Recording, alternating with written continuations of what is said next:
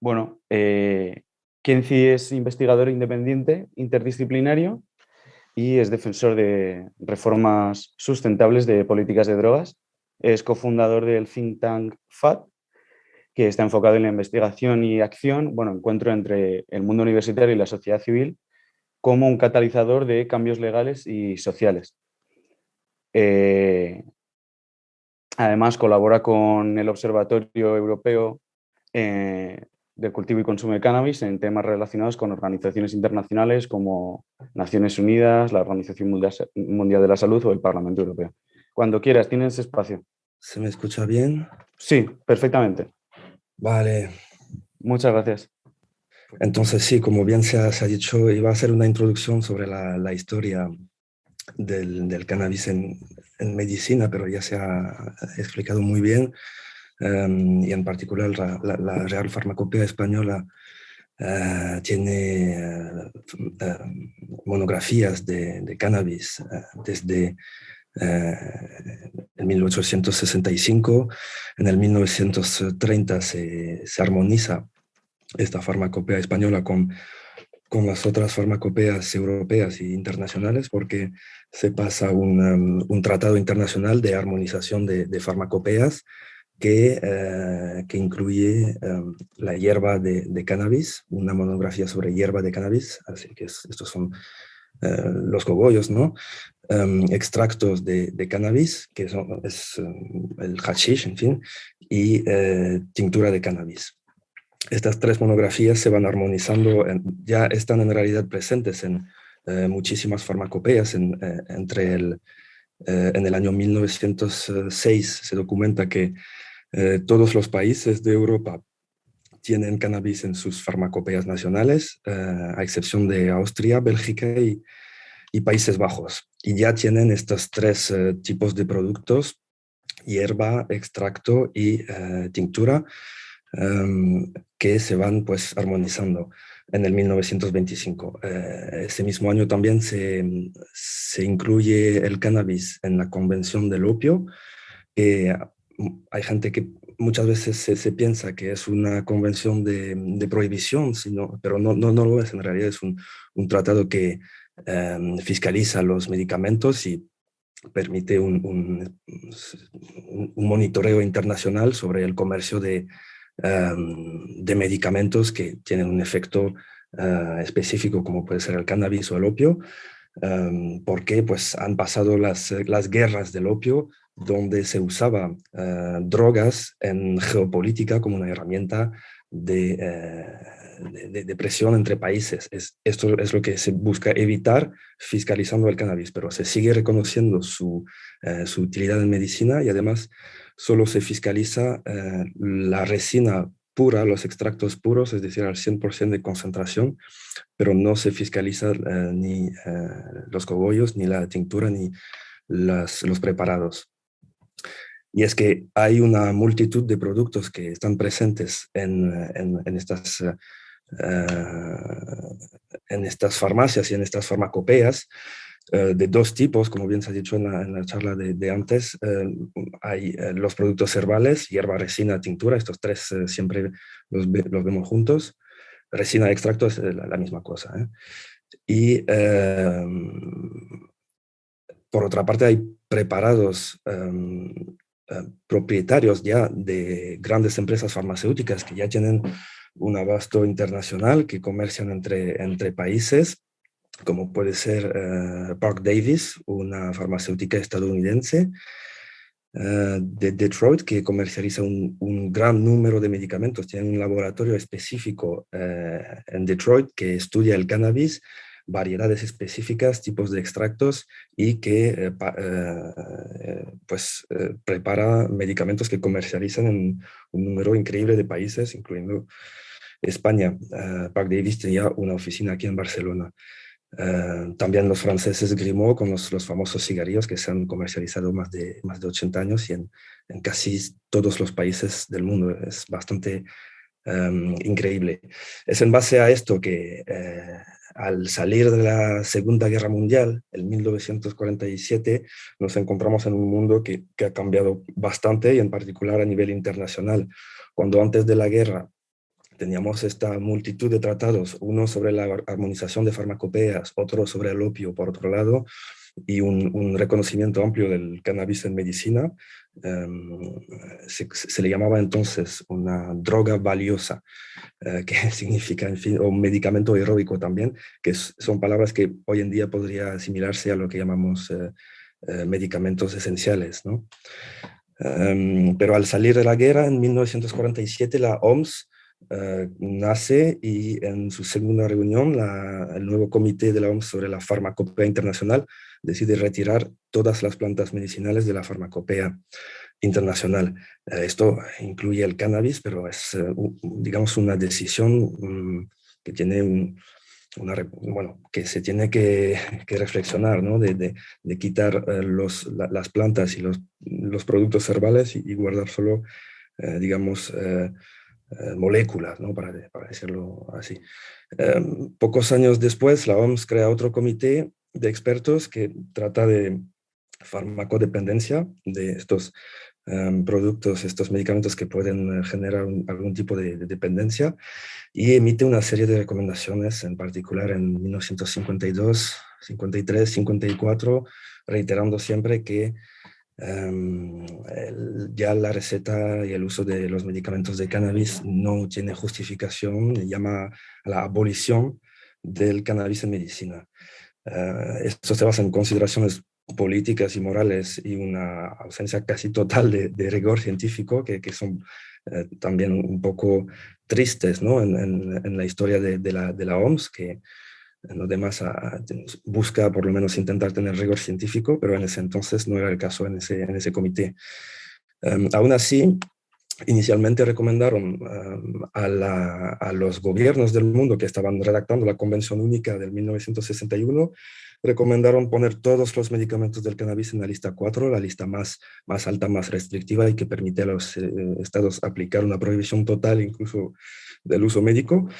Pero al último momento, en el 1960, reciben un estudio checo que encuentra un uso antibacteriano de los extractos del cannabis, y aún con toda la fuerza del peso moral de sus consideraciones, llegan a recomendar no poner los extractos y las tinturas del cannabis en la lista 4, sino ponerlos en la lista más bajo, la lista, digamos, normal, la lista básica de fiscalización de los medicamentos, que es la lista 1.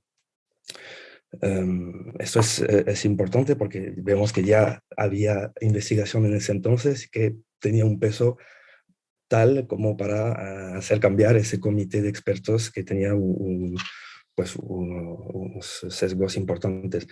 No pasan muchas cosas hasta el año 1971, 10 años después, y se fiscaliza el THC puro, la molécula de THC, en otra convención, en otro tratado, el del 71, al nivel más alto también.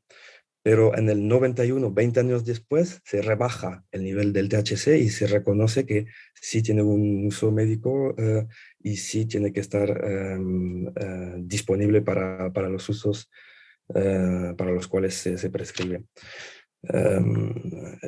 Esto es 91 y no pasa nada en cuanto al cannabis, la cannabis herbal, la resina, y los extractos y tinturas que se mantienen, por una parte, cannabis y resina en la lista 4 de la Convención del 61, y por otra parte, extractos y resinas en la lista 1, la lista central, digamos, normal, básica. Bueno, eso es problemático porque obviamente la fiscalización la recomendación del 61 no era basada en evidencia, y se podría haber esperado que la OMS hubiera reconsiderado esto, sobre todo a medida que iba apareciendo nueva evidencia sobre los usos medicinales del cannabis, sobre todo a partir de los años 80. Pero la OMS tardó hasta el 2016 en empezar el proceso de volver a llamar a este comité de expertos de farmacodependencia para asesorar, analizar y evaluar el cannabis, sus propiedades medicinales y los posibles daños, ¿no? y riesgos, y en particular los de dependencia, etc. Y el comité esta vez lo que hizo fue el contrario absoluto de lo que hicieron en los años 50-60, que fue hacer un proceso extenso, completo, con una, digamos, una participación de pues, todas las voces que se tenían que escuchar para poder considerar la cuestión compleja del cannabis medicinal.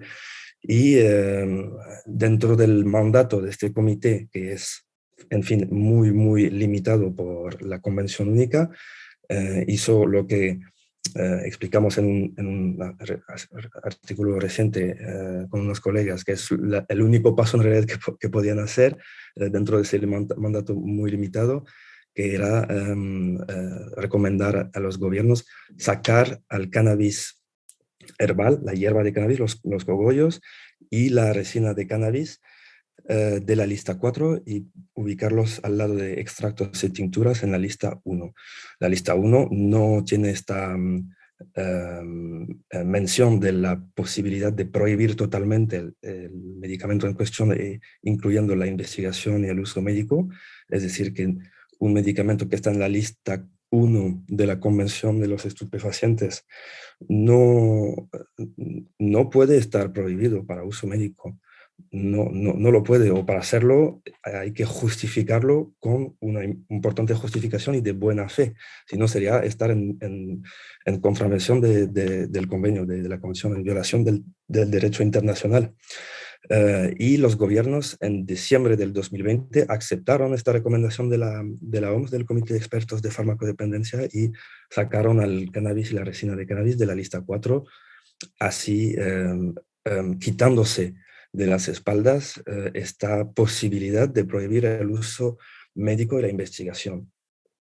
No todos los países votaron a favor, y en particular los países que se opusieron a este paso, y quizás no es sorprendente en el estado actual de la geopolítica, pero es sorprendente en cuanto al peso y a la importancia del cannabis en la farmacopea tradicional y también del siglo XX en aquellos países, fueron Rusia y China.